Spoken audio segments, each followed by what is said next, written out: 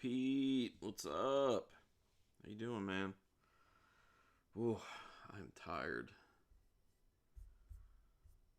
I had to go do a socially distanced 1 year old's birthday party today in Pennsylvania. Not really fun. Just put on Trick or Treat to have on in the background. Nice. Yeah, I got the Mortuary collection on in the background. Yeah, how many movies are you up to this month thus far? Or, I mean, you may not track that, I don't know. But if you do, I'd like to know. Because you've got to be, like, at least in the 50s, I would think, at this point.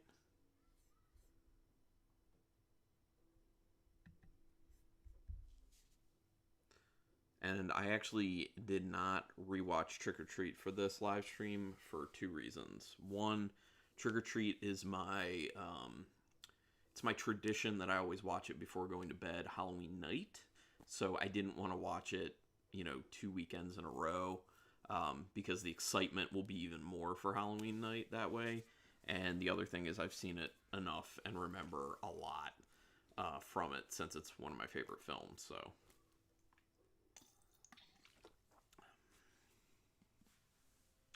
2 to 3 a day, starting on the 10th. So what? It's been, what's today? The 24th. So that's basically 15 days because you're counting the 10th. So that's between like 30. Yeah, 30 or more. Nice. Bio and Tegno, what's up? I was actually just thinking if you would I was thinking earlier in the day, I was like, who will be there? And I was like, I don't think Bio and Tegno was there last time. I wonder if Bio and Tegno will be back. So welcome. Close to 50, yeah. I'm not very nice. Very nice, Uncle Pete. I'm currently at 32 for the month. And that's starting on the 1st. So you've been hitting horror even harder than me. And this is probably the highest number I've been on for horror movies in October at this point over the past. This is my 9th year tracking it, doing at least 31 horror films. Yeah, I put Fear Farm, Uncle Pete, in my Netflix DVD queue and bumped that up, so I'm gonna do that. But I got to do the new Tremors before that. I have to. What else? So I have Fear Farm on there. So I'll be getting that one kind of soon. The Tremors. It'll be Tremors first, then I have Fear Farm under that, and then someone had commented and said they really want me to watch Banshee Chapter, so I was going to check out Banshee Chapter. They said it's based on Lovecraft material, so I'm down to check that out. What up, John? How you doing, man? Because it's 2 a.m. for me. I slept last time. Oh, got it. Oh, where are you again, Bio and Techno? I think you've told us before, and I can't remember where though. And I can't remember if you actually did tell us before, but I think you did. That's what I needed to watch. Tremors. I watched Headhunter today. Oh, what'd you think, Uncle Pete? I hope you enjoyed Headhunter. At least enjoyed it. I mean, at the least, you have to realize that it's like a $30,000 budget on that film, and I think what they were able to get done for that little amount of money was insane. Oh, Ukraine. Yes, I do remember that now. That's right. Thank you for reminding me, Bio and Techno. Appreciate that. Headhunter was great. A one-man show that was incredible. Yeah, that's what I thought. And I don't know if you feel me on this. The sound design in that film is wonderful because, and it's important. It's important because of the fact that they don't have a whole lot of actual dialogue lines, or actually they have no dialogue, monologue. They don't have many lines of actual speech in the film, so the sound design goes a long way, and they did it really well. I was the one who recommended Banshee Chapter. Oh, okay, it was you, Bio and Techno. Okay, cool. So I am going to be watching that. I might not get to a review on it until like maybe late November, sometime in December, though. Yeah, Oh, Incident at Ghostland, Lovecraftian. It's also just brutal. It's a good film. It's a very good film. I did not see the twist coming, and I thought I was like devastated when the twist happened because it's devastating. It's depressing and bleak, and it's good though. I love the thumping and the horn calls in the movie. Yes, yes, the thumping and horn calls are great in that. Movie of the month that I discovered is a 61-minute movie, Dis, on Tubi. Oh yeah, that's the one you had me watch the trailer on, John, and it looks intense. I will be checking that one out at some point. You bought Whoa, okay. So good you bought the Blu-ray. Nice, nice, nice. All the movies I was watched have had dark endings. You're looking to get depressed, I guess. That movie was very devastating. I was kind of shook when we found out what was really going on. My heart dropped. Yeah. And I mean, obviously, I think that was intentional for how it was set up. Um, because it's like, here's a really bad situation. And then when the twist hits, it's like, oh, it's even worse than you thought it was.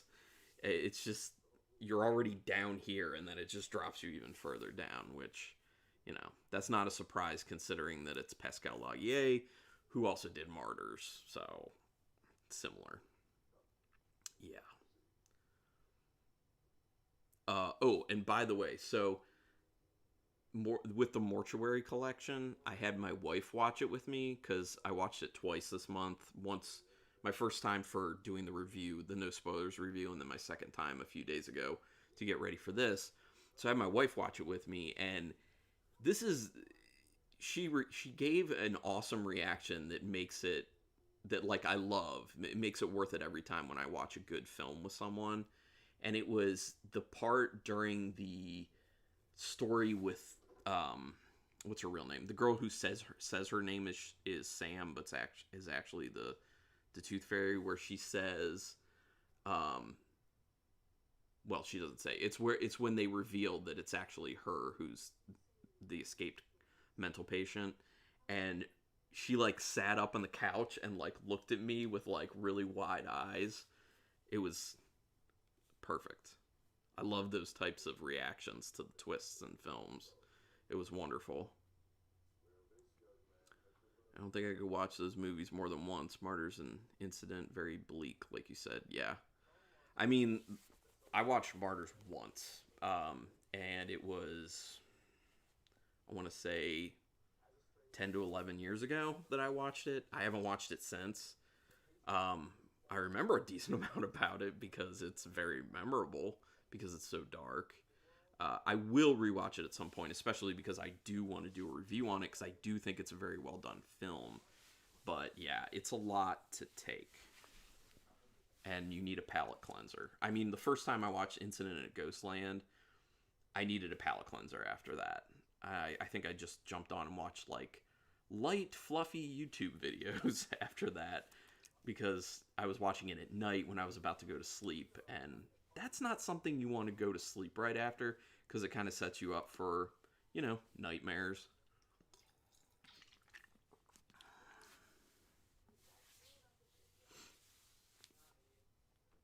To understand Dis, it is highly recommended. You're familiar with Dante's Inferno, yes, and the Mandrake mythology. I don't know what the Mandrake mythology is. There's so many bad reviews of the movie due to the viewer's plot confusion. Oh, interesting. That's interesting. I'm pretty familiar with Dante's Inferno. I read it in high school. Yeah, I read it in high school, and I really liked it. Liked it a lot. I own a copy somewhere. My favorite part of the Mortuary collection was the first line in the movie. Clancy Brown says, "The world is not made up of atoms. It's made up of atoms." Wait. Man, that sets up the movie. I think he said stories. Yeah, I think that's what it was. Which, if you think about it, it makes sense. Because, like, our physical life, our physical being is made up of atoms, but our reality is made up of, like, images, which are stories in essence. And our memory is basically stories. whether it's long form or short form. So yeah, it is a good setup for the film. I love just the whole intro of the Mortuary collection where it's showing the kid biking through the town from above, and the music playing with it is so epic. It has this feeling kind of like the Goonies to me, especially when they had that helicopter shot. Just reminds me of that, and the way the town looked and everything. And it looks so dark. It just looks great. The music is great to go along with it. And I also like the fact that the kid's throwing out all these newspapers, and you're seeing the headline of the Tooth Fairy, which you don't end up thinking about that at all after you're seeing it until the story towards the end where that actually comes into play. But they kind of gave you the idea up front, and then it's called back, which I love. Best way to watch horror movies is alone at 3 a.m. I know you've said that before, John. And also, John, another thing that you've said that I'm going to try to do even more is with headphones, because you pick up on a lot more auditory stuff. And I think you're right about that. Typo. Yeah, I figured, Uncle Pete. It's made up of stories. That was a fat finger. I got it. Figured. I really enjoyed watching Clancy Brown. Oh, John. Clancy Brown in the Mortuary collection is... he's a delight. Like, I was looking forward to him getting back on the screen whenever he wasn't on the screen with the film. That's how good he was. And I know other people have said this, but I know I said it in my review, but I just keep thinking about it. He would be amazing as the tall man in a new Phantasm film.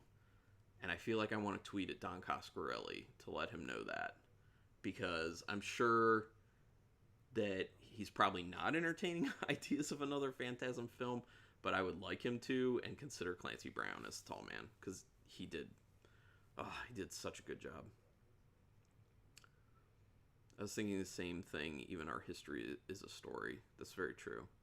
So, Uncle Pete, if you want to go down this rabbit hole of what I was talking about, like images and stories and stuff like that, there's a French philosopher called Guy Debord who wrote a book called The Society of the Spectacle, and it's basically the premise of the philosophy in it is that our reality is just a series of images, and that even things like, like a door, it's one of the examples, like a door is not actually a door.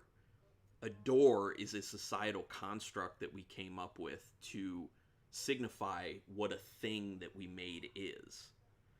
I mean, what a door is actually all of its parts. It's wood and, all this stuff. But a door doesn't actually exist. It's an image in our heads. But it's even deeper than that, and it's very interesting reading. It's very dense, though, too. When I would read it, I couldn't do more than like a few lines at a time, because then I'd have to sit back and just be like, oh my god, like really think about it. Yep, John, I knew. Headphones is a must. Yep. I'll watch with subtitles. You can pick up on the whispers in movies as well. Yeah, and that's another great thing about using headphones, Uncle Pete. Beginning was good. Most of the ending was good. The journey from the beginning to the end was boring. Yeah, and this is the thing, John, with the Mortuary collection. So when I was watching it my first time around for my review, I loved the atmosphere that was created, and I loved Clancy Brown's performance. And then the stories were happening, and I was like, they look really good, they're acted pretty well, but the actual story is just, you feel like you've seen it before. It's like, okay. So by the time it was getting to the end, I was like, I'm okay with this. Like, it's executed really well, it's fine. And then when they started talking about, stories more, and then they get to the point of Sam, talking about her story, I loved that she was then talking about the stories that were already told, and you as an audience member felt the way she did about those stories. So it's like you kind of became a part of the film in a way as an audience member. And that's when I started to think even better of it. And then they had the twist of her as the Tooth Fairy and her story, which I did see coming, but I still liked that they did that. And then the twist that I did not see coming, where she tries to kill Montgomery Dark, which by the way is a great name for his character. When she tried to kill him, and he comes back to life, and he's like, "Oh, you don't know who you're dealing with," basically. And I was like, "What?" And then I was like, "Oh yeah, I'm sold now. I'm totally in." But yeah, it's I see I feel what you're saying about, like, it's really good here and it's really good here, and in the middle it's much less so. But I feel just sitting through the entire thing, it so makes the ending worth it. It really does. It's that great payoff. I'll try it that way. Blue and specific recommendation to watch with headphones. Oh, that's a good question, Uncle Pete. I would think the Headhunter, with how good the sound design is. Uncle Pete, the subtitles only gets put on during the second viewing. Ah, okay, that's how you do that, John. That's interesting. I just wrote that down. I often think that way. I have to check out that book. It's very dense, like I said. It'll take you a while to go through, even though it's a very thin book. Good point. The first viewing is always at night with headphones, watching through the eyes of a 12-year-old. No judging until the second viewing. That is how I do it anyway. That's interesting. And you know what? That's a really good way to do it, because I think that approach is kind of how a lot of films are intended to be consumed on the first viewing, honestly.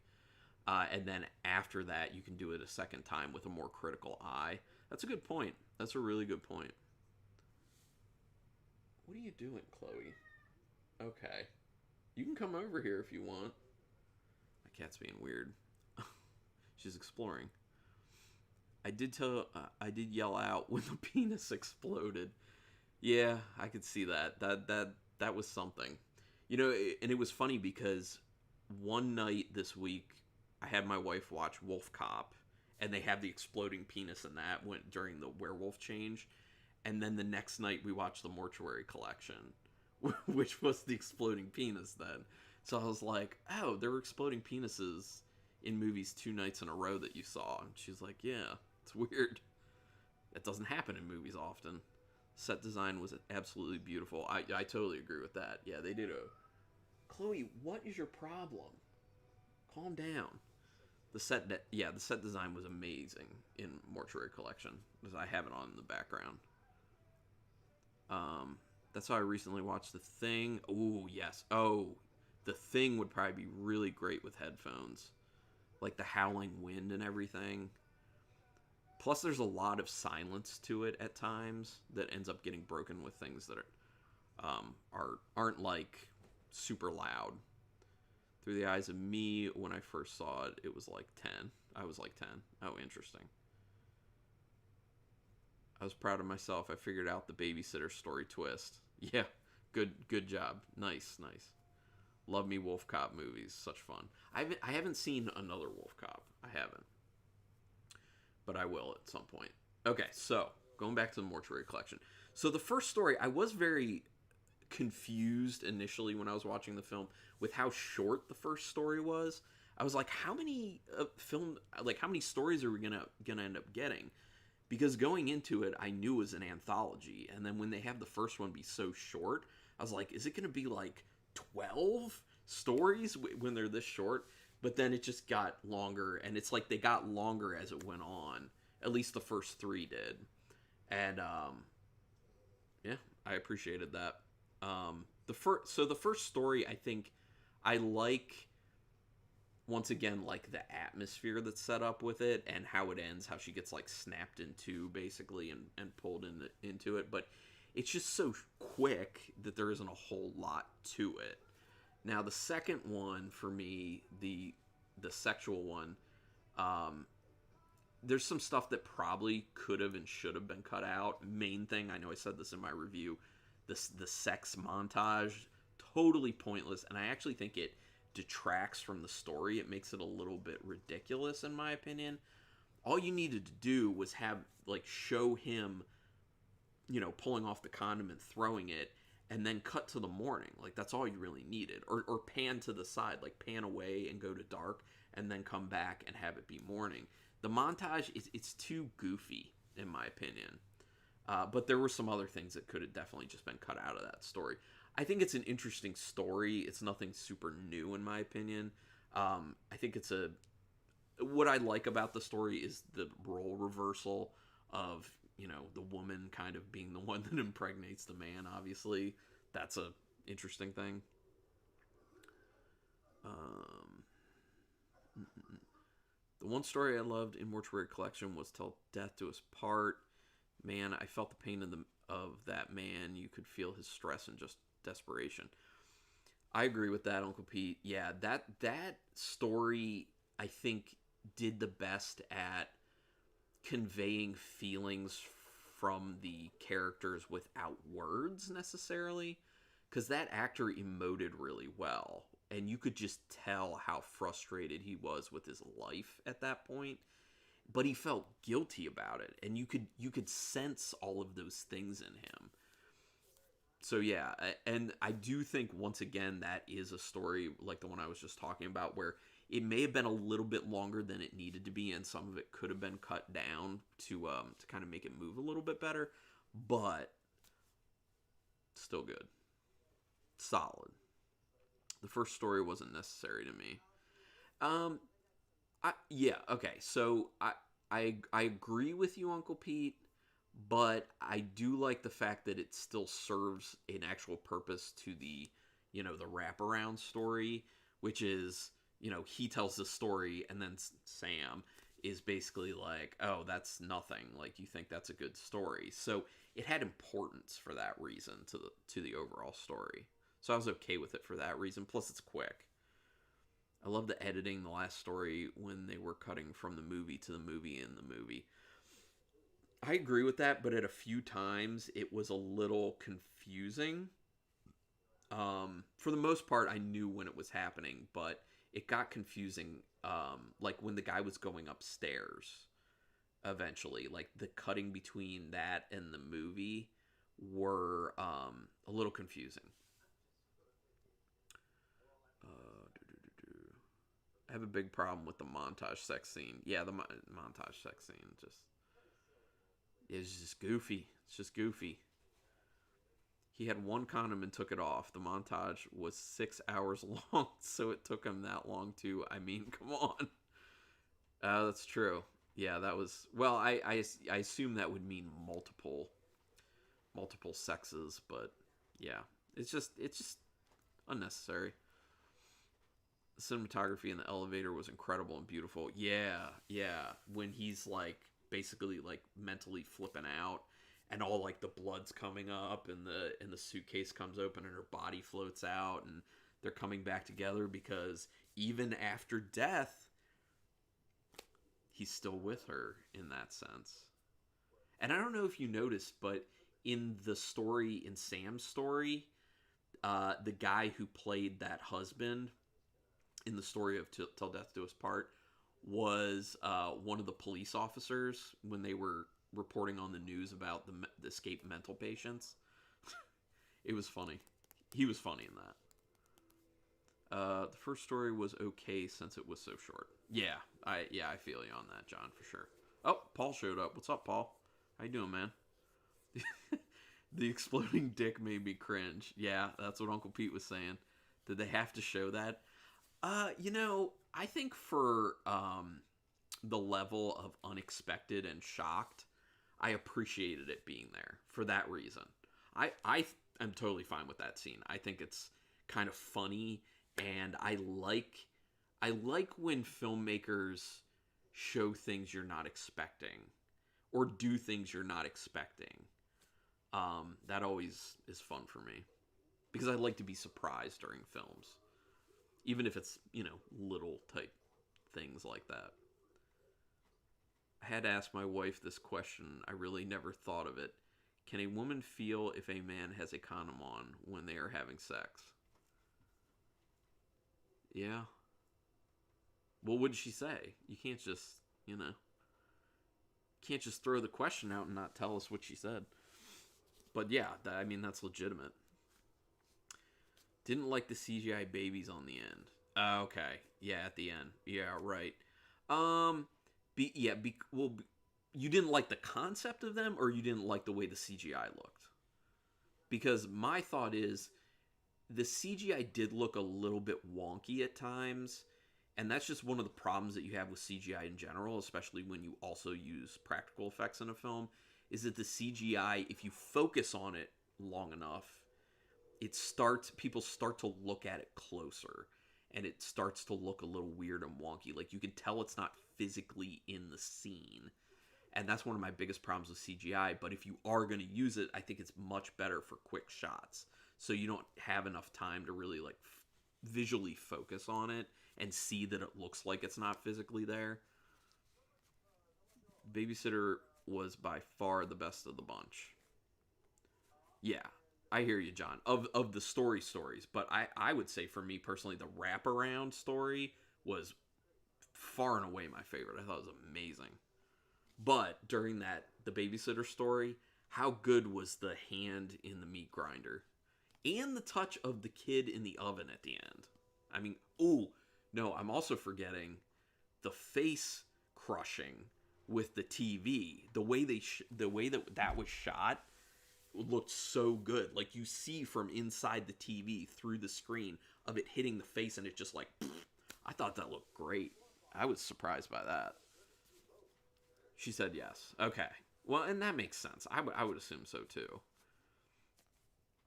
I agree, Paul. I'd rather Clancy Brown have cut her up. Yeah, I could see that. Yeah, I could see that. Didn't like how they looked. Okay, got it, Paul. Yeah, I'm down with it. They look cheap compared to the rest of the movie's effects. Yep, I agree with that. The last story was by far the best. Didn't expect her to be the killer. I mean, it's a good twist, and it's interesting because it's basically a callback to the unprotected sex story, because it's that role reversal of male female, where it's not typical that the male's getting pregnant. It's also in this not typical that the female is the escaped mental patient in a film. So they did a callback to something they already used in the film, which I thought was cool.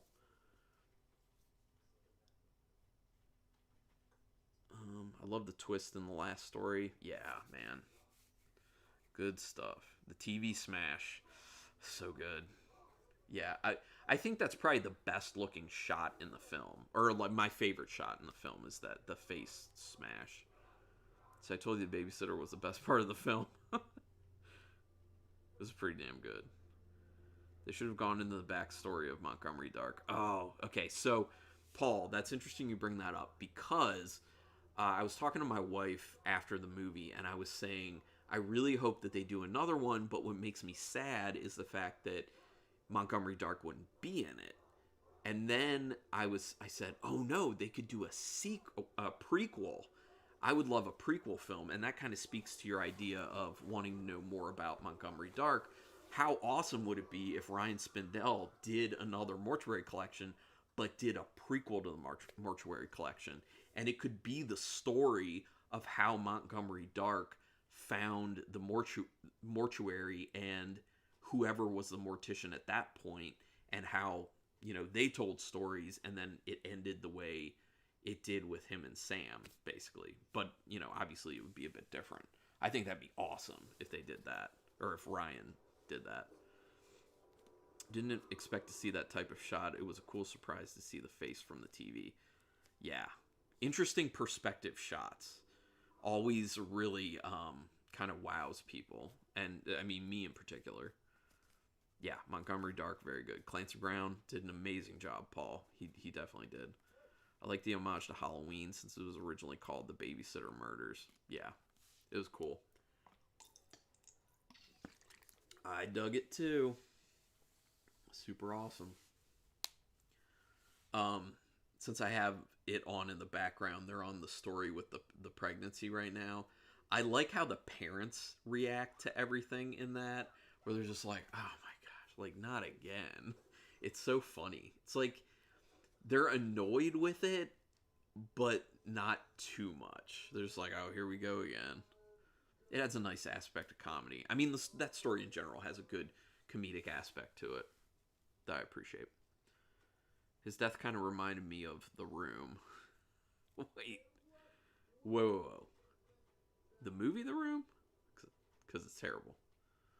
Um, I like when Dark scared the little boy with looking through the mail slot. Yeah, that was a good jump scare. That was cool. I did enjoy that one. Oh, The Room on Shudder. Okay, see, I haven't seen that yet. I will at some point. I've heard it's pretty solid. Yeah, the Tommy Wiseau The Room. Yeah, it's terrible, but I love it. I love that terrible film. It's just so awful. It's amazing. One of those things. Um, I love. Okay, so I love the line towards the end from Montgomery Dark where he talks about all the stories and he's like, and most of these stories are yours, and that's when the books are falling off the shelves. And it's a cool line because you then realize that literally, like, he's writing the stories in these books that he's then putting in this library in the mortuary. And it's the stories that he's telling throughout this where it's everyone's story of their death and why they're dying. And so when he's, hitting his cane and the books are falling off the library shelf, it literally are the books. It's literally the books that he wrote the stories in for her victims who ended up at that mortuary. So literally they are her stories, and that's why the bodies of, the incinerated children come through those books. I think it's a cool concept. I really like the way that was executed. Like you said, the CGI aspect of it looks a little bit weird and wonky, especially in comparison to the other practical effects, but I still like it. Oh, you did not like The Room. Yeah, got it, Paul. The same little boy at the end with the woman didn't work for me. Why would he be there? I think they tried to force a connection. Hmm. It is, yeah. I think you might, yeah. You have a point on that, John. Um, I'm trying to think that maybe they needed. The penis just exploded. I think they needed maybe a little longer of a scene there to get him inside the mortuary because he saw Montgomery Dark, that kid, so he knows Montgomery Dark is the one who's there. So yeah, what's the deal with him seeing Sam and then I don't know, it's weird. Unless that was like an account that was unpaid, but once again, like you would need to show that in the film. So it's a good point. I hadn't really thought about that too much. I think the reason that it's there in the first place is just to kind of give people an oh no moment because she, eats kids, kills and eats kids. So, just the implication that he's in grave danger is what they were going for, obviously. But yeah. I wonder what the budget for this film was. Because it looks expensive. Like it looks outstanding. And it's really well executed. All the all the technical stuff is great with the film. Scare Me on Shudder is whack. I binge watched a bunch of Shudder movies over the last few weeks. Cool, Paul. Nice. So Scare Me, I appreciate what Scare Me was doing, and I liked it for one viewing. I would not go back to it. It kind of, for me, falls in this category of like avant-garde, where you either love it or you hate it for the most part, because it's really doing its own thing. Like, doing stories in the film that are just told and then someone acted out. It's kind of like, are you into interpretive dance or not? Like, it's one of those things. Like, people either love or hate interpretive dance. There isn't really anyone in the middle of like, yeah, interpretive dance is alright. It kind of felt like that to me. I was just like, alright. But I liked it enough for its originality. Watching it once, I would not go back to it. Check the Snowtown Murders on Shudder. Very disturbing. Oh, I've been meaning to, Paul. I know the story behind that, the real life events behind that. So yeah, I've been meaning to check that out. I listen to a lot of true crime stuff, and on that note, by the way, you guys, I wanted to let you know if you have interest. My wife and I have been doing Hunt a Killer. I don't know if you've heard about that. It's basically where they send you packages every certain, like, you can kind of dictate when it shows up. Its default is like once a month, and it's fictional, but you're working a murder investigation. You have to figure out and like eliminate suspects and figure out what the murder weapon was based off all these documents and things that they send you. It's a lot of fun, and we've really been enjoying it. So I would recommend it if you are interested in those types of things. It's been really good. No Escape on Shudder was solid. Okay, I'll have to remember to check that one out. Uncle Pete. I'm going to binge watch 50 States of Fright and Channel Zero next. Cool. Let me, Paul. Let me know how that 50 States of Fright is, because I'm kind of interested. Channel Zero, I have seen the first 2 seasons, I think, and my assessment of those 2 seasons is good concepts, good stories, way too stretched out. Like, there's not enough story for how many episodes and how long it is. It just feels real stretched out for time, and I was just like watching and I'm like, okay, we can get somewhere now. But let me know your thoughts. IMDb says that Sam was 7 months pregnant during the filming. Really? Huh. Shudder has some cool short movies. They look like People looks decent too, or was decent. Okay, cool. Nice. Caitlin Custer. Got it. Interesting.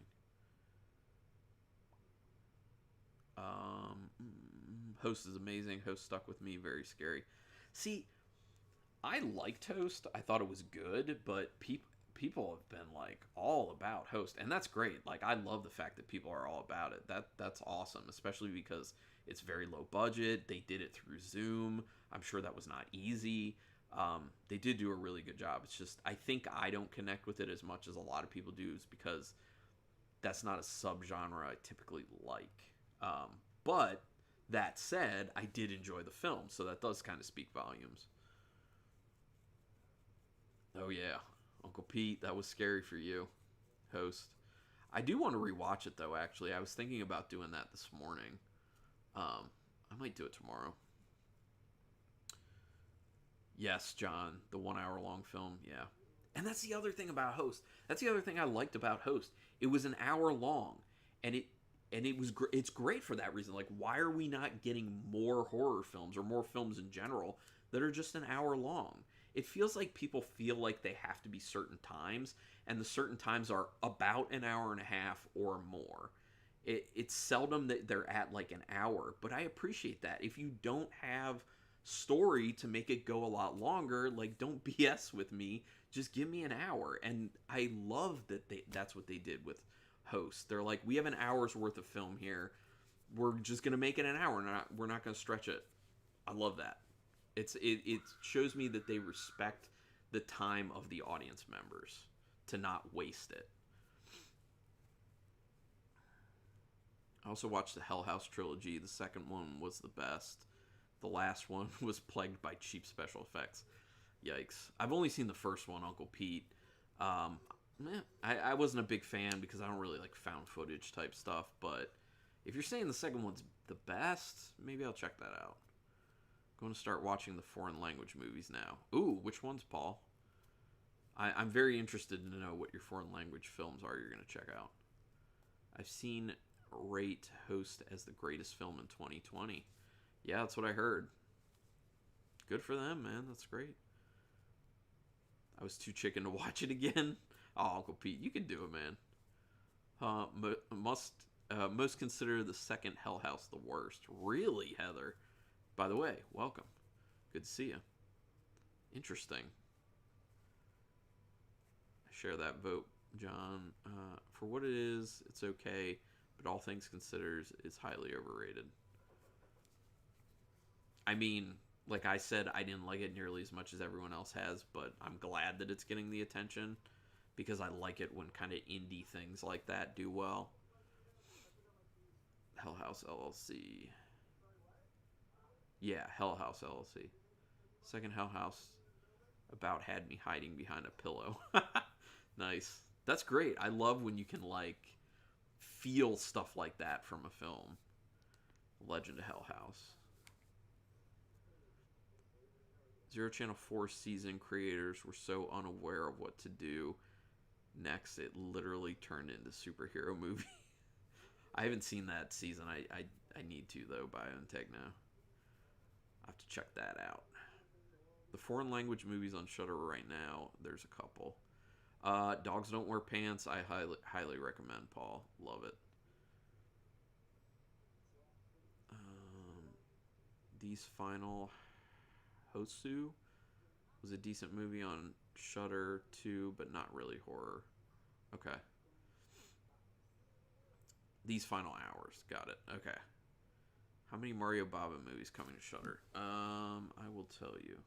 Yeah, I'm really excited about that Mario Bava collection they're dropping next month. Very excited. I love foreign language films, especially from Japan and South Korea. Yeah, John. Takashi Miike. Chamwick Park. Woo. Sion Sono. Let me see. How many Bavas?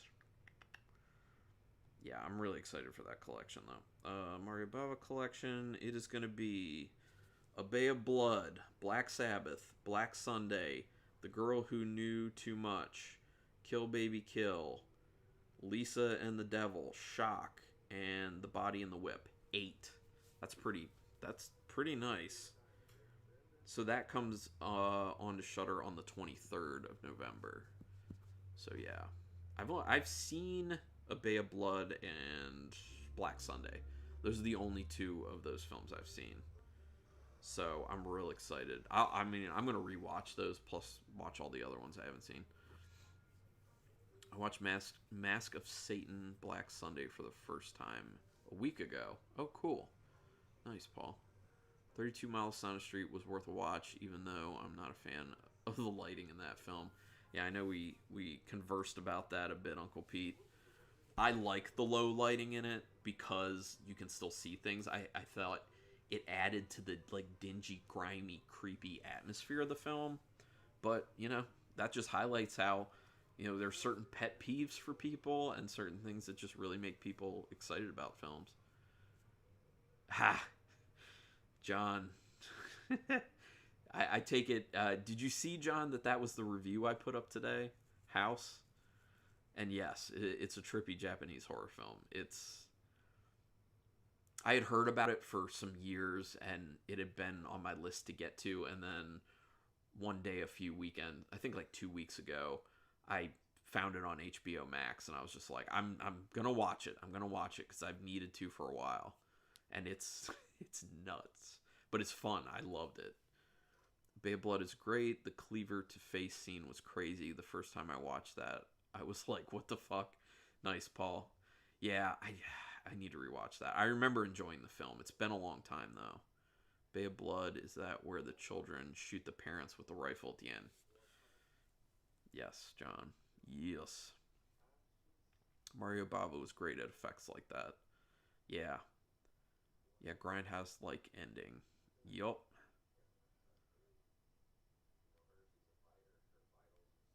What have you not seen yet, John? You haven't seen House yet, John? Or you're saying, Bay of Blood, probably.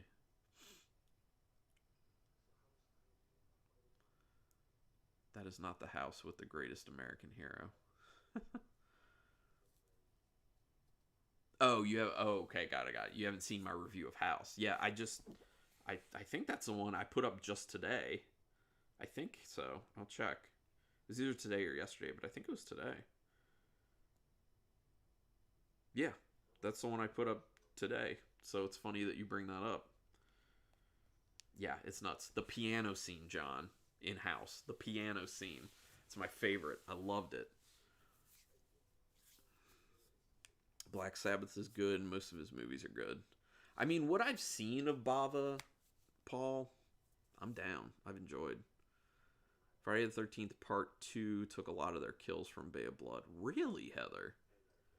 Oh, that would be an interesting double feature then to kind of figure out, to look at those, to see that comparison. That'd be a cool double feature. The band is named after that movie. Oh, really? Huh. Oh, Black Sabbath? Yeah, yeah, yeah. I read an article about that recently in Rue Morgue magazine. I think a few months ago they had a big like retrospective article about the importance and influence of Black Sabbath and heavy metal music and horror culture and everything. It was a cool article. I was lucky enough that in 2000, I think it was, I saw Black Sabbath in concert at the one of the Ozfests. Man, Ozfest was cool. The colors in that film were great. Mm. I love when colors pop in film. But yeah, you're right about that, John. Totally awesome colors. And it looks, the other thing about it is like a bunch of the backdrops looked fake, but it added to the film somehow. Like it made it pop. Like you're saying, like the color usage in it and the fact that it did look fake and a little bit cartoonish, like it made it pop and it fit the tone of the film. Really loved it. We did not talk about Trick or Treat yet, Paul, but we can actually, honestly, I think we're about done. Unless anyone else has anything to say about the Mortuary collection, go ahead and throw that out now. I would say we can just go ahead and move on to Trick or Treat then. And by the way, wore my Trick or Treat shirt just for the occasion. Love this movie. Trick or Treat's so good. And I told Uncle Pete, a lot of you other folks were not on at the time. Um, I did not rewatch Trick or Treat for this because one, I've seen it a lot and I love it, so I remember a lot about it, so I can easily talk about it. And two, I didn't want to mess up my tradition. I really look forward to watching Trick or Treat after not having watched it for a while on Halloween night right before I go to bed. So I really look forward to that. So I was thinking about it and I was like, I don't want to watch it this weekend or this week and then watch it for Halloween because it wouldn't be as, exciting for me. So I was selfish about that, but just to let you know, full disclosure. I love Trick or Treat, one of my favorite movies. Me too, Paul. It is so good. Yes, the remastered release.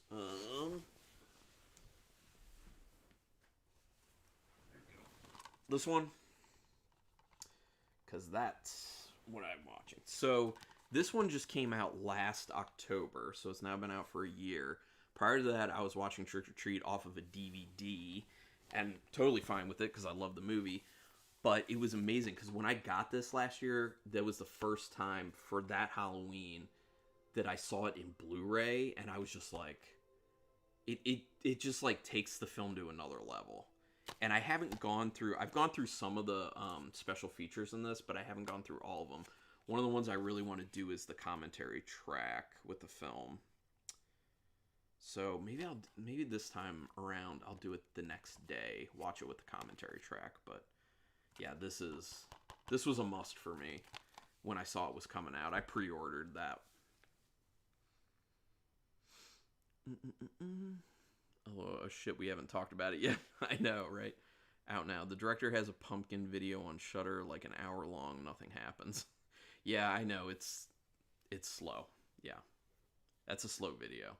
The animation. I think it's called Seasons of Greetings. I think is what it's called, Paul. Michael Dougherty. Trick or Treat. The campfire scene was shot incredible. Favorite part of the movie. Yup. Totally agree with you right there, Uncle Pete. My shutter's buffering. Come on now. Actually, maybe I'll just turn it off for now. Might actually help my stream strength. I didn't even think about that. I'm gonna turn that off. Yeah, the campfire scene where the werewolves are revealed to the song "Sweet Dreams" by Marilyn Manson. So good. That's one of my favorite music pairings in a film of all time. Love it. It's phenomenal. And I didn't care for that story at all. The very first time I was ever watching Trick or Treat back in 2009, because that's when it actually was available. Um, I wasn't feeling that story. I really hated that story. And then once the bonfire scene happened, I was like, "Oh my gosh, that's amazing!" And that is now my favorite story. But they're all awesome stories. I love them all. And the fact that how they like intertwine them, have people showing up, which by the way, writer director Michael Dougherty originally didn't want to do it that way. He wanted to have them just like in their own chunks, but it was suggested by the studio that he kind of mix them together. And to this day, he says that he wishes he didn't do that. But honestly, I love that about it. I'm glad that they went that direction with it. I don't think it would have been as cool or as it wouldn't have had the same amount of rewatch value that it does now. That's just my personal thought. Um, Let me tell you about Trick or Treat. Oh, John's winding up for that one. Trick or Treat is pretty short too, like an hour 20. Yeah, and I appreciate that about it. That's a good point, Paul. I You didn't like the werewolves, but the rest was great. Oh, okay. Why didn't you like the werewolf part? I didn't like the CGI portion of the werewolf transformation with like her back, like the vertebrae getting larger in Anna Paquin's back. I didn't like that. That doesn't look good.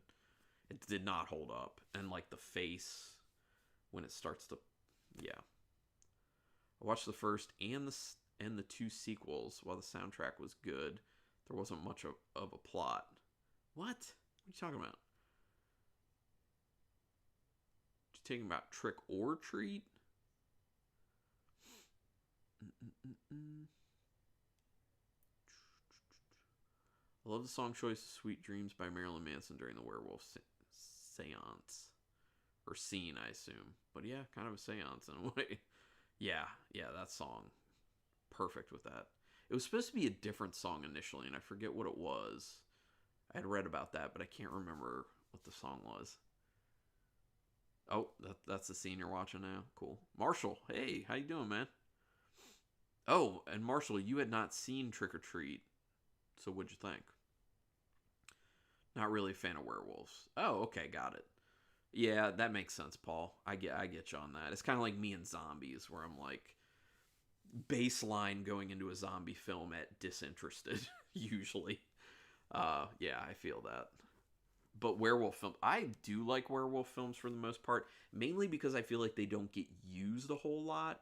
Like I feel like vampires get used a decent amount, which is even obviously zombies and stuff like that. But I feel like werewolves are kind of underutilized, and I don't know that many werewolf films that are really good. I mean, The Howling, obviously, American Werewolf in London, Ginger Snaps. I mean, those are the ones that hit me most.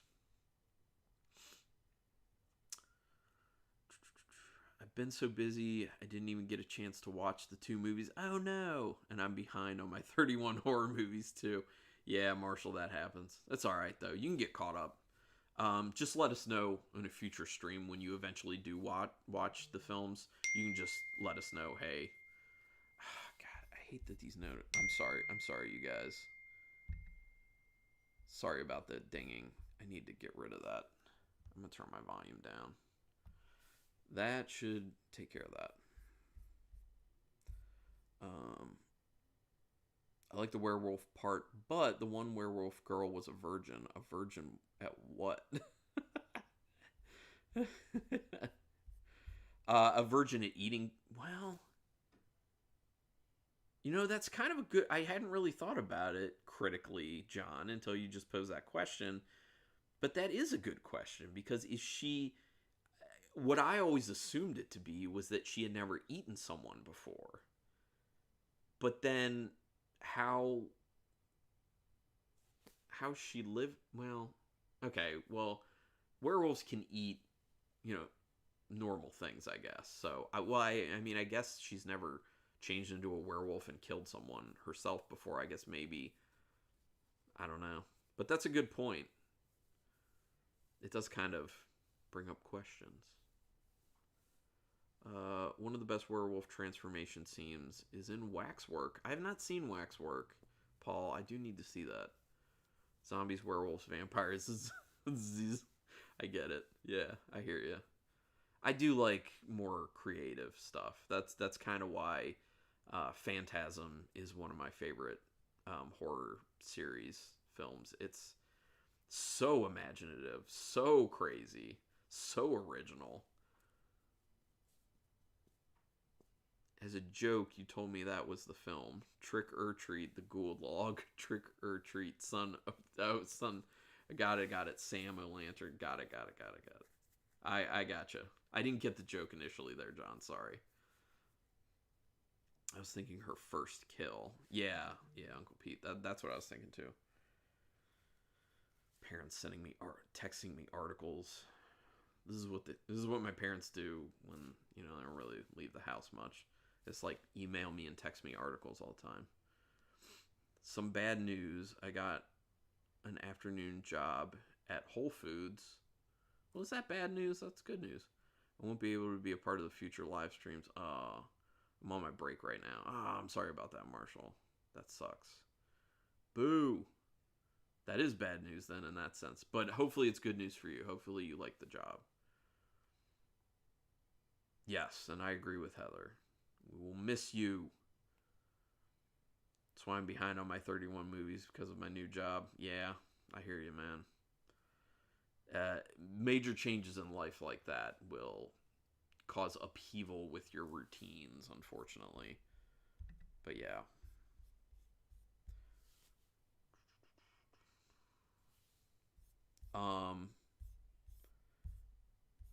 There's also a possibility that if people want to talk about doing the streams different times or days, we can discuss that as well. Because I mean, our group is a pretty core group. It's not, it doesn't change consistently. So, I mean, if we all decide we want to do it at a different time or day and time, we can do that too. As long as it works for everyone. Yeah. Sucked to not have you around, Marshall. A lot of fun. But that's why we'll have to catch you in the comments. We can all come together there, talk about the films. Of the reviews that I put out, is what I mean. Yeah, so Paul, I did not see the trailer for the animated Creepshow special. I just got an email today from Shudder. I hadn't heard anything from them about getting a screener for it, but I did get a screener for it just today. So I am going to be watching it tomorrow or Monday and putting up a no spoiler review on Monday because it comes out on Thursday. Now, I'm doing the no spoiler review and I'll review each of the two stories separately, but know that I can't give synopses of the stories because they specifically said in the email not to say anything about the stories that would, let people know what they're about. So I won't be able to talk about a synopsis. I won't be able to talk about specifics of the stories, but I can just talk like overall, execution was good, it wasn't, story was good, it wasn't, stuff like that. So I'll make it as interesting as I can without giving anything away. But I'm excited, and I'm not going to watch the trailer before watching it. I'm just going to watch it. The trailer looks better than the series. Interesting. Well, and here's the thing, though. The thing about that, and this is what I was thinking when they had said last month that there was going to be this special animated episode. You can do a lot more with animation than you can with a low budget and live action. Because you don't need to have practical effects or anything. You're animating it no matter what. So you can draw whatever you want. You can animate anything. So it can be crazier. It can be more over the top. It can be more impressive visually. So I think having it animated opens a lot more doors for it.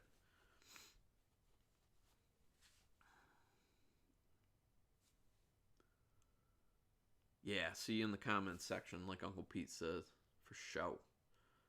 But like I said, if we end up changing things around at some point, maybe. I love the Creepshow trilogy. Creepshows 2, Tales from the Dark Side, the movie. Nice. Uncle Pete, I still haven't seen any of them.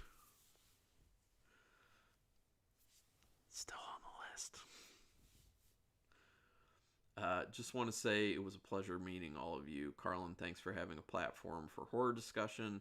I'll try to pop in here and there, but happy Halloween to all of you. We'll talk soon. Got it, Marshall. It was awesome having you around for sure. And like, yeah, pop in whenever you can. Just at least to just say hi and just throw a few things out saying this is what I watched. I liked it. I didn't like it. You know, whatever you have, that'd be awesome. And like I said, catch up with us in the comments sections of my review videos. I love the old animated Tales from the Crypt Keeper. Yeah, Paul, that's good stuff. Happy Halloween and best wishes, Marshall. Yeah. Tales from the Dark Side movie, one of my favorites. Yeah, I have seen it, but it's been a while. Childhood movie. Yeah, I got it. Got that.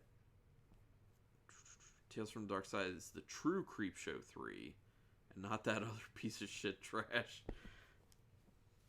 I see you feel strongly about that, Uncle Pete. All good. Okay, so more about Trick or Treat. So, where to start with it? I already said that I love the interweaving of the stories. Love that. One thing that I didn't realize, but I was doing some research on it for eventually doing my review for it. I didn't realize this, but a fun fact that I saw was that Michael Dougherty had said that the way he wrote it, each of the stories is a different portion of a person's life and how they interact with Halloween as a holiday during that portion of their life. And I was like, huh? I was like, oh, I see that. That's I never thought about that before. I mean, the biggest examples, pointing out two, although you can see it in all of them. Krieg being just this grumpy old dude who doesn't want to have anything to do with trick-or-treaters because it's a nuisance, versus the werewolves who it's a very booze-filled party atmosphere. Yeah, so I see that. I thought that was really an interesting tidbit. The kid actors played their roles very well. I agree with that, Uncle Pete. Definitely. I think Sam needs more attention. I want to see more of him. So they're supposed to do a second Trick or Treat, but that's been talked about for quite some time now. And then Michael Dougherty got involved with that Godzilla film. He wrote and directed Godzilla King of the Monsters, which I didn't really like that much, honestly. I wanted to like it because I like Michael Dougherty, but I didn't really like it. So he had said that once he was done with that movie, he was going to start working on the script for Trick or Treat 2. That happened, and then he's now involved with the story for Godzilla versus King Kong. So I feel that it's bumped again. So who even knows if we're going to get a second Trick or Treat? Fingers crossed, I really hope so. But even when that happens, I'm not going to have high hopes because I don't think it's going to end up being as good as the first one. So, gotta bring those expectations down. But that does lead me to another thing is, have you guys seen Krampus? Because I think he did a really good job with Krampus. And he said in an interview at one point that Krampus and Sam are in the same universe. He did those films to be in the same universe. So there is a scenario where Krampus and Sam meet. I think that's awesome. Just to think about that is awesome for me. Sam was also the pumpkin creature in the mask. Yep.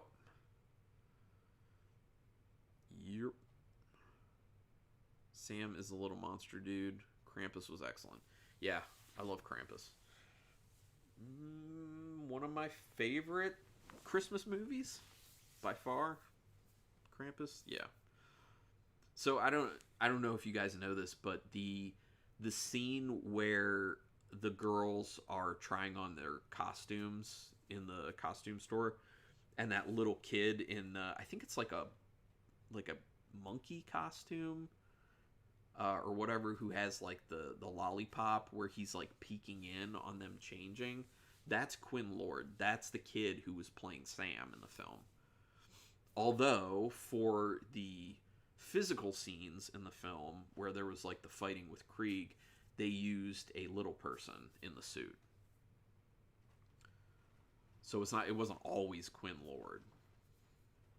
But yeah, which how awesome of a name is that? It's a very very stately name, Quinn Lord.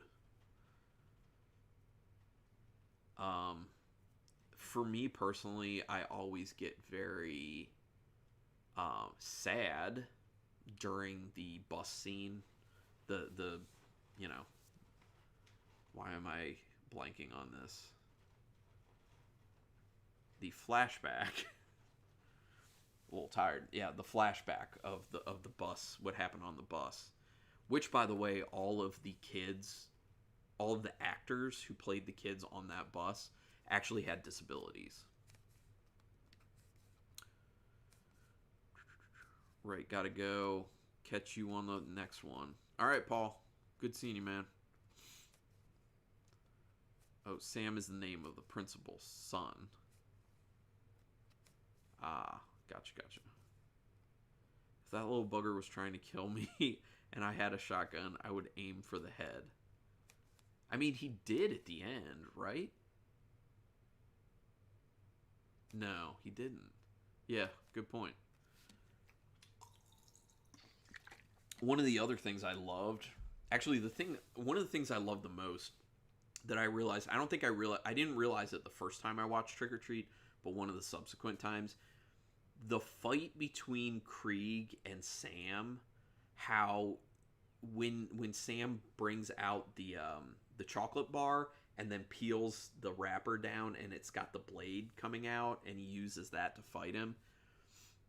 The fact that he got that from Principal Wilkins in the beginning when he goes to his house, that's awesome, because that's the candy bar he grabbed from his bucket, and he was doing things to the candy, so that's what Principal Wilkins did to it. So I think that's an awesome connection. I love that about it. Also, there's a moment where there's a gumball. I think it's a gumball, like bouncing down the stairs during the fight, and that is meant to be an homage to the Changeling, the ball, bouncing down the stairs in the Changeling. And also, another thing that I had found out is during the flashback scene with the bus situation, there is I need to look for it closely. There's supposedly a shot of a 1958 Plymouth Fury, which is a homage to Christine. And, as I'm sure you guys probably already know this, that Krieg was done up to look like John Carpenter. So between the Christine thing and the, costuming of Krieg, there's a lot of John Carpenter being played to there. No, he shot him in the chest, and the little bugger slid across the floor. Yeah. I like the hand scene. The hand scene was fun, where it just starts like going on its own, and then it just like turns around and reattaches to the arm. Oh, and that reminds me of another thing that I found out. During that, when Krieg sees that, and he goes, "You gotta be fucking kidding me." That is taken directly from the movie The Thing, where they say that when the head comes off of the body that they're burning. Crazy. Just a lot of like homage things that Michael Dougherty threw into that film. But I love it. And one of the things I love about Trick or Treat so much is it encapsulates Halloween. Like, it feels like Halloween. There are a lot of Halloween movies that don't feel like Halloween because it feels like the actual holiday, the actual celebration is just on the periphery, you know? Like it's a part of the story, but it's not an important part of the story. And I feel like with Trick or Treat, it is an important part of the story. It's fully in focus for the entire film, and it's not only that, it's celebrated. And I think that's why I love it so much, because I love Halloween and I've loved Halloween for so long, and this film has just kind of encapsulated my love for it in a sense. Maybe that's a little too much, but that's how I feel about it. Just saying. I'm very passionate about this movie. I love Trick or Treat.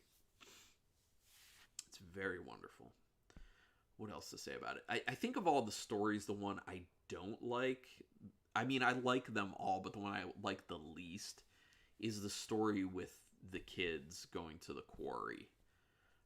Just because I feel like it's a little too long, especially for what it is. But I do love that there's that connection between them, you know, starting those events, and because they do that ceremony of putting those jack-o'-lanterns in the water in the quarry, then all those kids come back, and then they end up killing Krieg at the end as revenge for what he did when he was younger. I love that connection.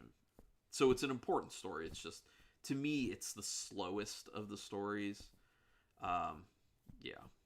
Although when I was first watching, I felt like the werewolf one was the slowest of the stories. But then in subsequent viewings, I didn't feel that way, especially because of all the jokes, all the veiled jokes that get thrown in there of like, she was always the runt of the litter, and the one point where she says, that year I ate bad Mexican, and you're like, oh, she actually ate a Mexican person, is what she means. You don't pick up on that the first time, but the second time around, it keeps your interest more and makes it seem like it's dragging less, as opposed to the story with the kids going to the quarry. There isn't that extra stuff, really. All 4 Hatchet movies have the line, "You gotta be fucking kidding me." Really? I love to see homage like that. That's interesting. I don't remember that, just because I've seen the first 2 Hatchet movies. Have I seen all 3 of the first? Have I seen the first 3? I may have seen the first 3. I remember the first 2, but it's been a while. I do need to rewatch them. I still haven't seen Victor Crowley. I need to. It was filmed in Latvia. The Trick or Treat? Filmed in Latvia? Is that what you're saying, John? Oh, Latvia. That's where Doctor Doom rules the country. LOL. Sorry, bad Marvel joke. I don't get that joke. I'm sorry, Uncle Pete. I do know some Marvel stuff, but I don't get that joke. I just, this year, read the Secret Wars storyline. The bus scene was good and spooky. I love that type of atmosphere.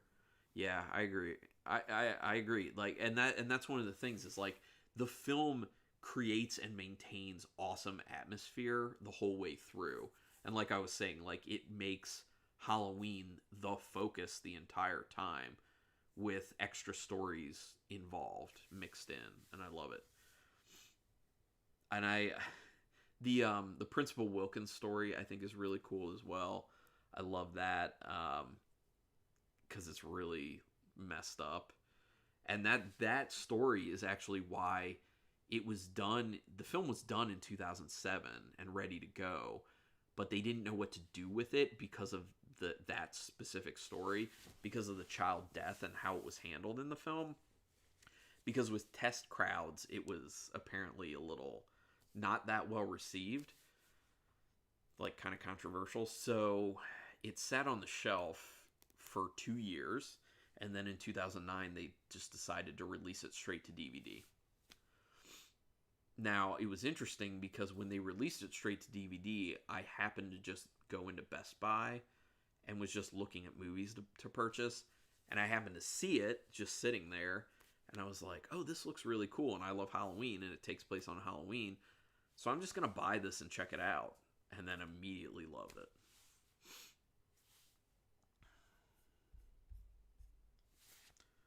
So I do feel like I've been with Trick or Treat since day one. Not like that's important, but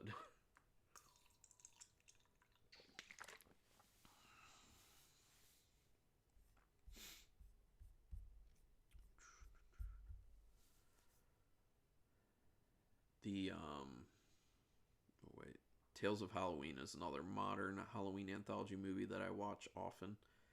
Have I seen? Actually, I haven't watched Tales of Halloween. I need to. I think it's on Shudder. I think it's on Shudder.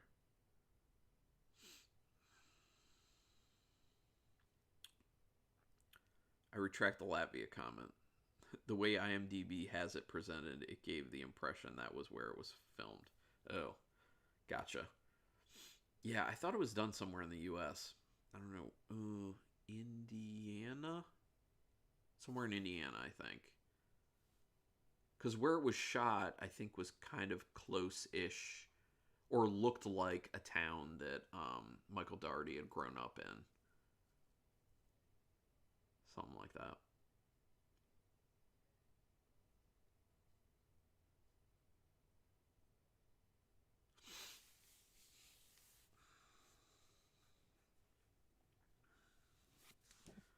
Trying to think of what else about that. The I think they handled the events of the opening story, that real short story with the couple. I think they handle that really, really well. They keep really good tension to it, and the reveal eventually of the woman's head, severed head with the lollipop in her mouth. Which, by the way, that lollipop being a murder weapon is ingenious. I love that for the character Sam.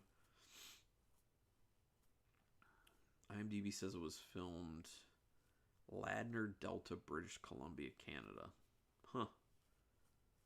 Interesting. I thought it was in the U.S. somewhere. But, yeah. Probably wherever they could make it cheapest and still get the aesthetic they were looking for. Makes sense. Anyway, going back to the story of Principal Wilkins, I not only love that story because it's messed up and they do it in a funny way, especially because when he's trying to bury bodies and his son keeps yelling at him and he's like, go inside and watch Charlie Brown, because like he's trying to project his voice but he's also trying to whisper at the same time so he doesn't draw attention to himself. And then the fact that Krieg is his neighbor and Krieg gets involved in the thing, in the whole thing. He's like, it stinks like a dead whore out here.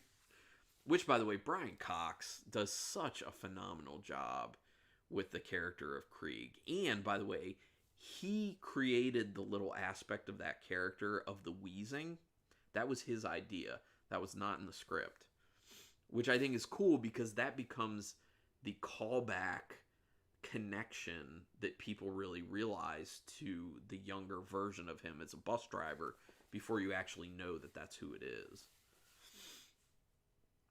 So I love the way that that was done. But yeah, the comedic elements that are at play with the Principal Wilkins story, and then also kind of bridges over to the Krieg story, and then also when they're, happening at the same time, really cool. Created a new horror character that stuck. Sam. Agreed. And people want to see more of him. Other than Victor Crowley and Sam, there really aren't any newer main horror villains. Yeah. Yeah, I think you're right about that, Uncle Pete. And it's hard. It's become hard to really create an iconic horror villain. But the thing that sucks about the creation of Sam is that he's such a great idea, but he's been underutilized because there was only one Trick or Treat. And the only other way you see him, really, other than if you get the comics for Trick or Treat, which they did, is just, figures and stuff like that. Which, I have some very happily, but we need more movies with Sam. We need a lot more with Sam. I would give this film 6 whacks to the head while standing in a grave out of 10. Yeah, that's a funny scene where he's trying to finish the job while he's trying to dig this grave. I love that scene. I just love the whole movie. The whole movie's great. Love it, love it, love it. Ghostface doesn't count since those movies are comedies and they all suck after the first one. I've seen the first 3 Scream films, I think. And I don't really remember much about the second and third. Probably because they weren't that great. But the first one, good times. Hey, what are we talking about? Did you cover both? We already talked about Mortuary Collection, Rich. We are talking about Trick or Treat, but if you have something to say about either of them or both of them, go ahead, man. We're fluid. We're down to talk about whatever.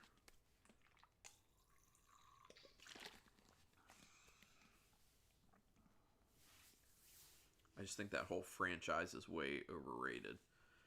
Well, the thing about Scream is that I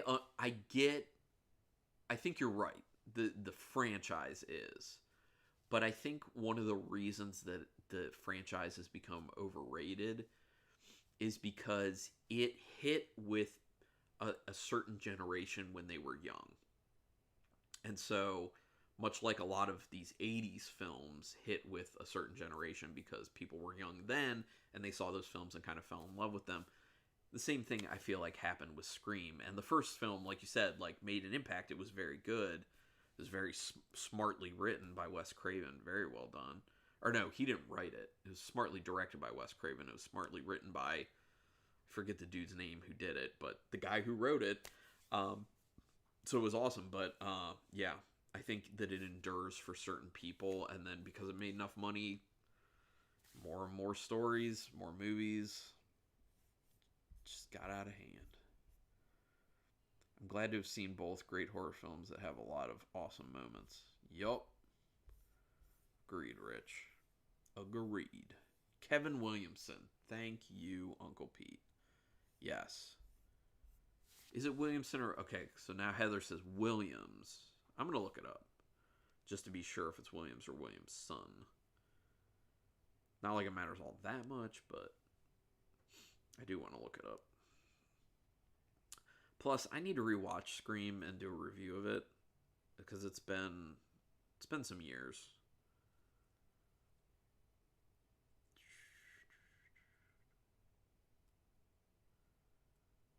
Yeah, you're right, Uncle Pete. Kevin Williamson. Yeah.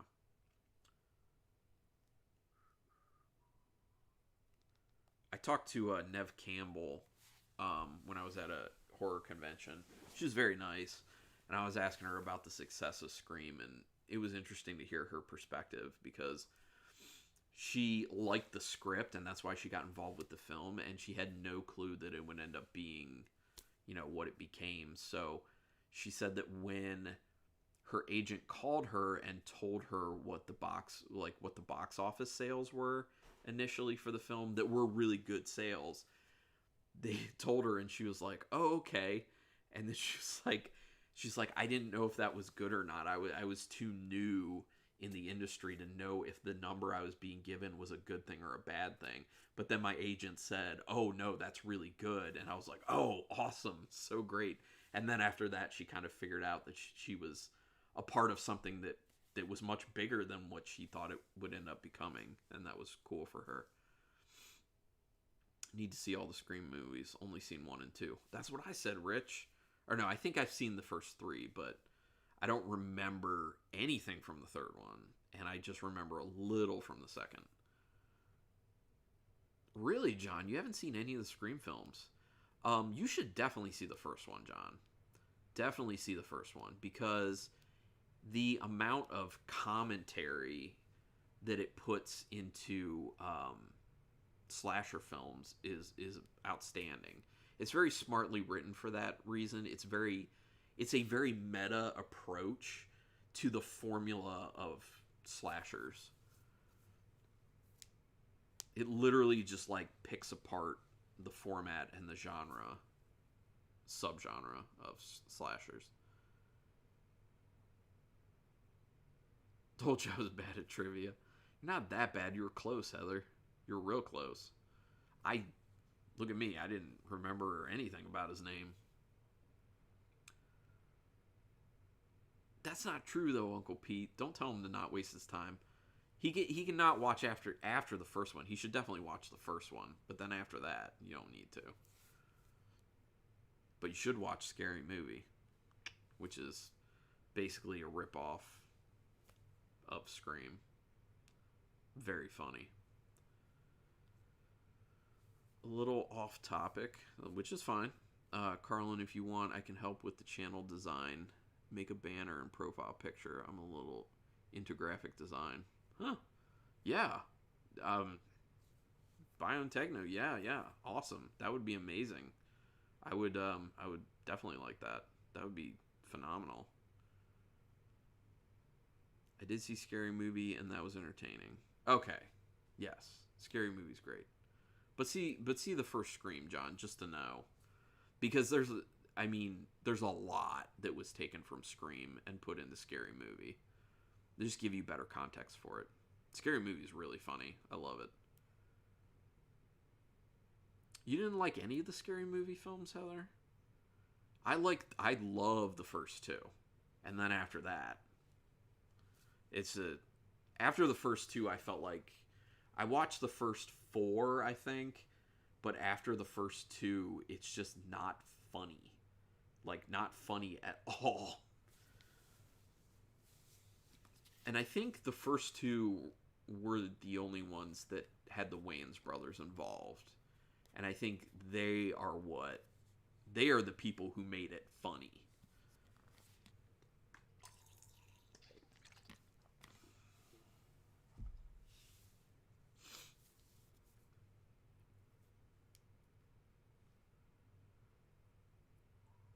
I don't think I have anything else to say about Mortuary Collection or Trick or Treat, but if anyone else does, go for it. Oh man, I wish Marshall was on for this, but you guys know I read that Rue Morgue magazine. It's bi-monthly. So I saw that what the cover story is for their next edition, and it's the Brandon Cronenberg film Possessor. So I'm very excited about that, and I'm excited to watch Possessor eventually when I can. Plus, Heather,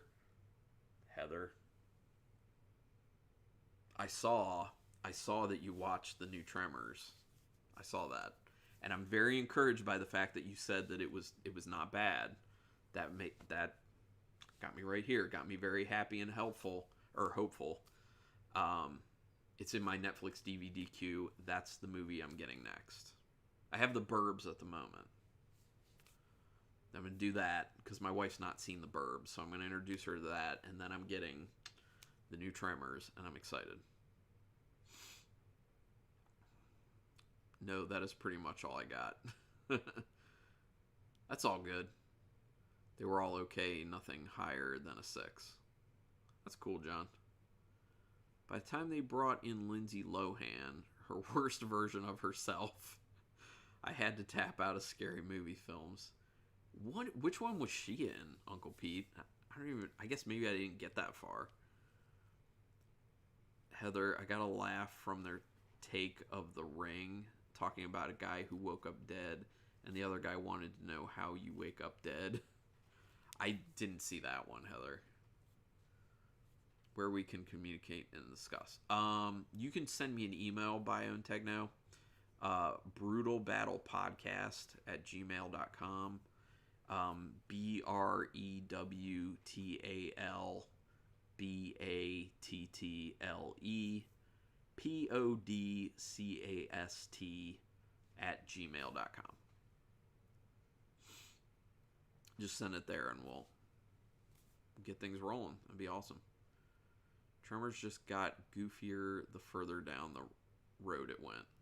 Yeah, totally, John, but the fact that Burt Gummer is in it throughout everything and he stays the same, and Michael Gross did such a good job with that character, like, that's the main thing for me. Plus, I always like to see, like, the mutations that they have of the graboids.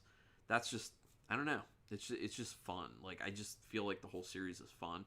And I know a lot of people thought it was crappy and, you know, or don't even know about it, but there's Sci-Fi Channel series that you can get every episode of it on YouTube at the moment.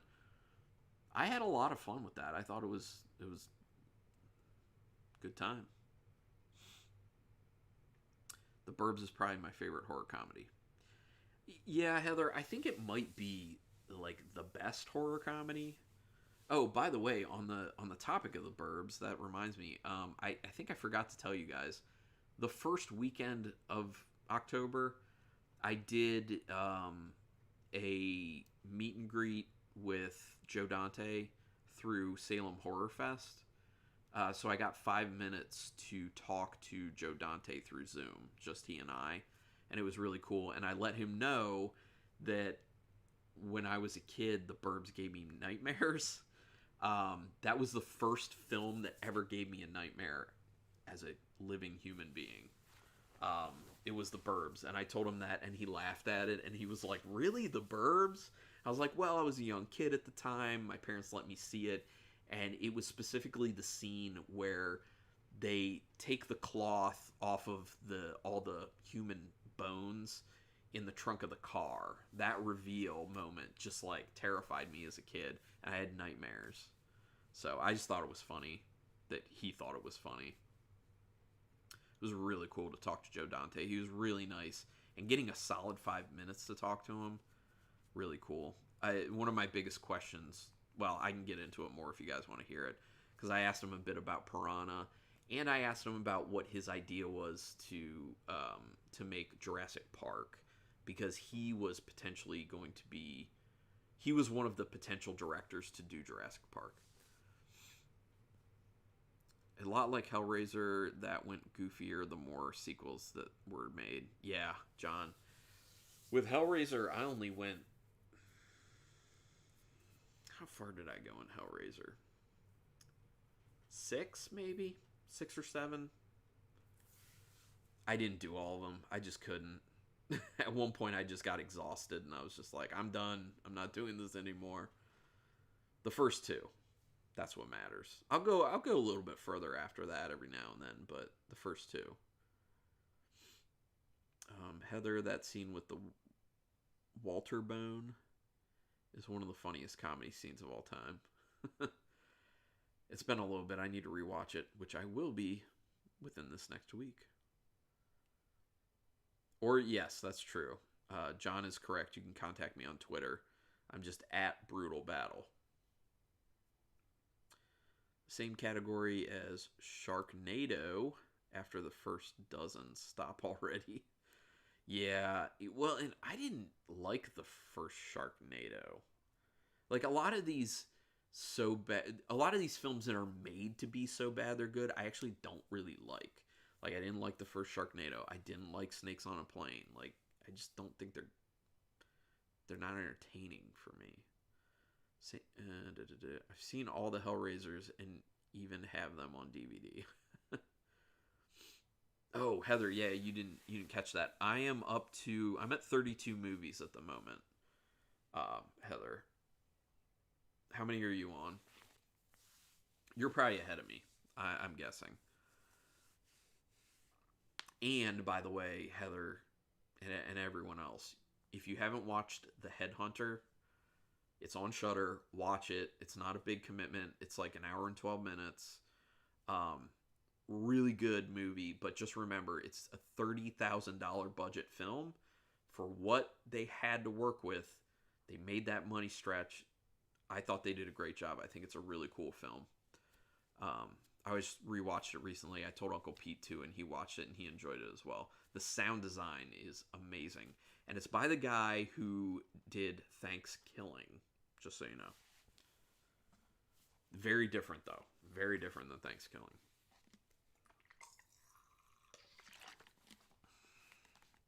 Actually, I'm probably going to watch The Burbs tomorrow, so that'll be my movie number 33. I'm trying to think of what else I'm going to end up watching. I'm gonna watch Host again. I haven't watched it in this month, so that'll count. That'll be number 34. I'm probably going to watch some of the Vincent Price movies that Shudder put on, because I've been meaning to do that in the first place. What else have I worked up stuff for? Oh, Deerskin. Crazy film. I've heard it's crazy. It's called Deerskin. It's on HBO Max at the moment. It's the same guy who wrote and directed the movie Rubber, which I love, about the telekinetic killer tire. I love that film. So it's the same guy. So I think I'm going to watch and review Deerskin. I already wrote up the notes and everything for it. Attack the Block. I'm going to rewatch Attack the Block and do a review on that. I think I might do The Evil, which is on Shudder. I have a review coming out for Witchboard. I don't know if anyone here has seen Witchboard or not, but it's actually a pretty solid flick. I enjoyed it.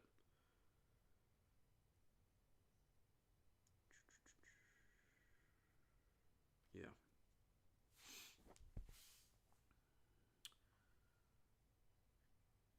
Blue Room, or John, you're at 24. Yeah, you're easily gonna hit 31 then. Easy. Oh, Heather, you're at 28. Wow, I thought for sure I would be behind you. I was watching Scare Package and paused it to come here, so that will make 29. Okay, cool. Scare Package is fun. I watched Scare Package this month as well.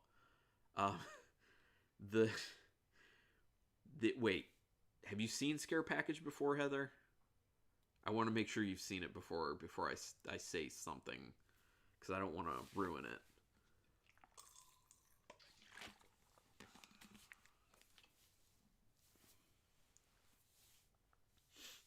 It's good, though. I enjoy it. You don't get a lot of good horror comedies, and I think that Scare Package, for the most part, is a good horror comedy. Not all the stories are great, in my opinion. There are, maybe two that I definitely would have cut, but other than that.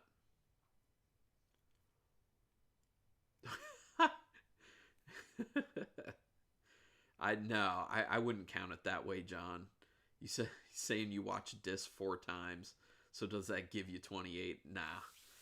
I wouldn't say that. It's unique. It has to be 31 unique films.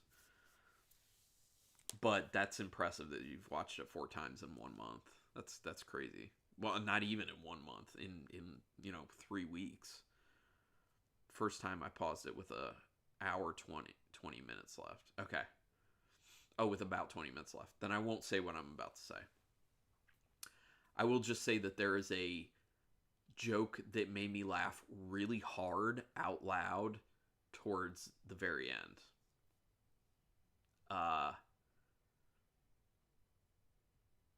It, just so you know what it is, it has a reference to a Friday the 13th movie.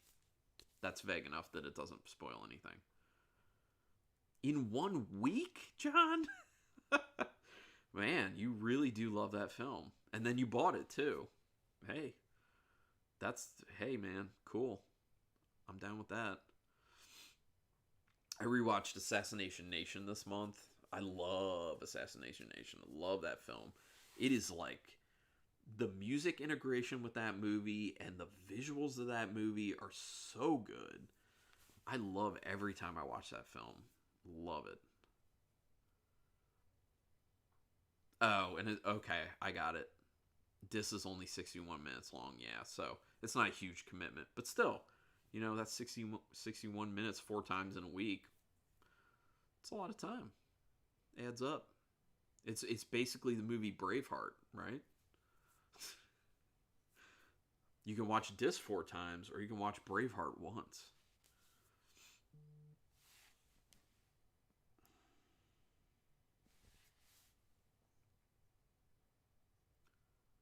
Has anyone seen Possession with Sam Neill? I have not, John. But Sam Neill's in it, so I assume I should. I like him. Most in the Mouth of Madness, which should be no surprise to anyone, because that's like a awesome film. Oh, by the way, I will have some unboxings coming up for Blu-rays that I've purchased, because I've had a few instances of making some Blu-ray purchases. I did one that was... I already have the package sitting. It's been sitting for like 3 weeks.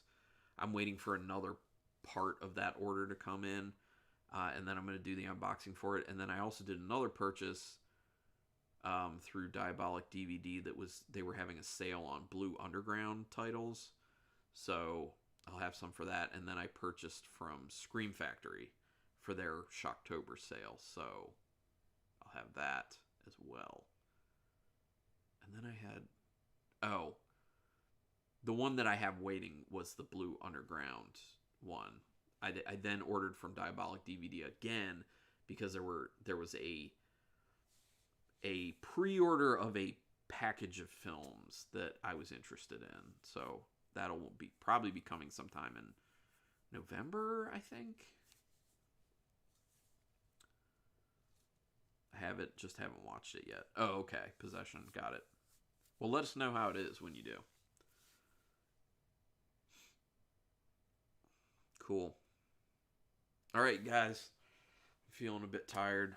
You guys weren't on. I'll tell you this. You weren't on. It was just Uncle Pete when I was saying this. I'm tired because I had to go to a social distance birthday for a 1-year-old today.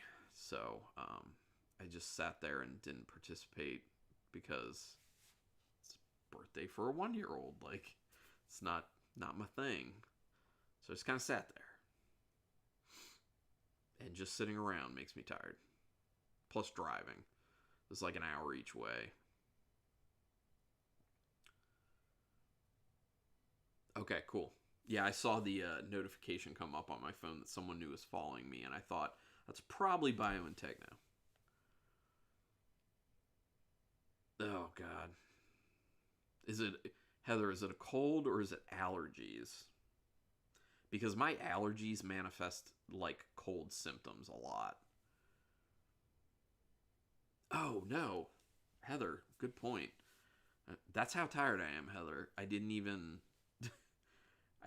talk about movies for the next stream. And you know what? I didn't even like plan them out ahead of time because I feel like this month's been crazy. Okay, I have my list of ideas. If you guys have any specific ones that you think would be good for the next one, go ahead and throw that out. I will say, if he's still here, I don't know if he is or not, Rich Smith had a great idea for a double feature that I was thinking would be cool to steal from him for a live stream. Obviously, I'd tell him I'm stealing it, but he was thinking about having a thematically similar double feature of The Stuff by Larry Cohen and They Live by John Carpenter, because both of those are about consumption and obeying and being good consumers and the horrors of that. So I don't know if that's something you guys want to do. Not necessarily for the next one, but at some point. But are there any films that you guys would really like to do for the next stream, which would be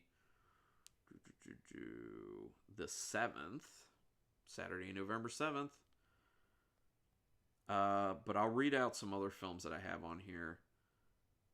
Dogs Don't Wear Pants, Turkey Shoot, One Cut of the Dead, Tammy and the T-Rex. We already did the thing. Old Boy. Oh, we talked about The Collector. And that's still on Shudder. This on Tubi. I don't have Tubi. Is Tubi free? Is Tubi one of those free ones? I might even be able to find it on YouTube, but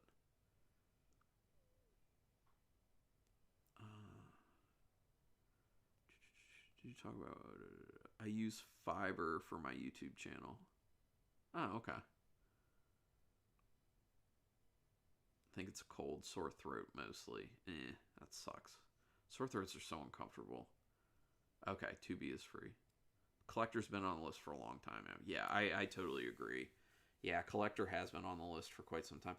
John, I want to do Dis, but I don't want to do this. And let me tell you why I don't want to do this right now. Because of what you were saying about the context that people should have for it. So we could potentially do that, but I think maybe if we do want to do that, we should have some prep on the context before doing it. So let's hold off on this at the moment, but we have been talking about doing the collector for quite some time, so I think, yeah, let's go ahead and throw the collector in there. What are some other ones I have in there? I See You is on the list. I know we've talked about that one. Let me just pull out ones we've talked about a decent amount. If there are any that we've talked about a decent amount.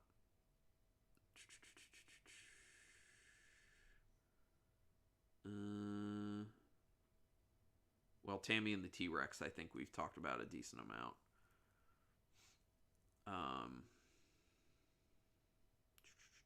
Final Girls, I think we've talked about an okay amount.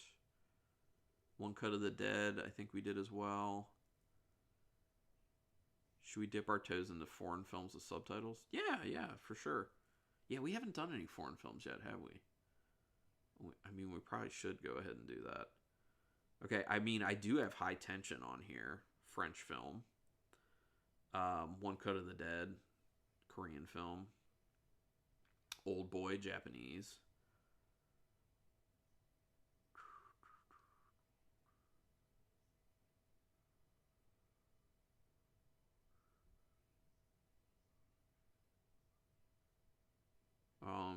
Oh yeah, Dogs Don't Wear Pants. That is Swedish or from the Netherlands or something. That area. Scandinavian. Let me just say that.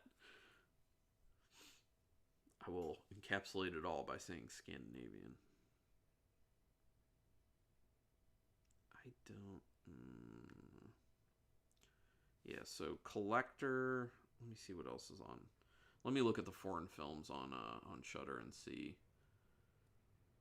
Unless you guys have one that kind of sticks out to you, you want to throw out there. Foreign.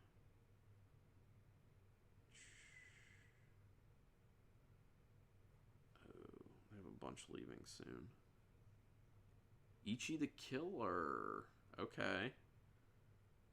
That's what it, at this point, I think it's just mainly John, Heather, and myself. Yeah. What do you think, Heather? Are you down for Ichi the Killer? That one's, yeah. Ichi the Killer's the first movie that I watched that was like super brutal. And then after I watched it, I felt it like this empowerment of like, if I can watch that movie, I can watch anything.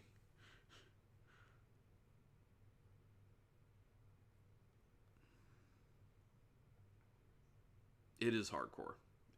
Yeah, it is. It is. Is it still on Shudder? Let me look here. Last I had seen it was. Yeah, it's still on there. Okay. All right. Let's do that. Let's do The Collector and Ichi the Killer. This will be our first Takashi Miike film. I haven't seen Ichi the Killer in it's been a while. It'll be exciting. Cool. We'll do that. Nice comment, BioNTechno. It's like Old Boy on drugs. Yeah. It's like Old Boy on drugs and with less story. Yeah, pretty much. All right, cool. So yeah, the 7th, November 7th, The Collector and Ichi the Killer. Let's do it. Gonna be fun. Thank you guys. Really appreciate you being here. BioNTechno, Heather, John. You guys are the only ones left at the moment, but everyone else who showed up was a good time. Feel better, Heather, by the way. And John, maybe you need to watch this like 4 more times before the month is over. But I know you're going to hit your 31 films, so. Yeah, but thanks, everyone. Have a good night. And until next time, keep it brutal.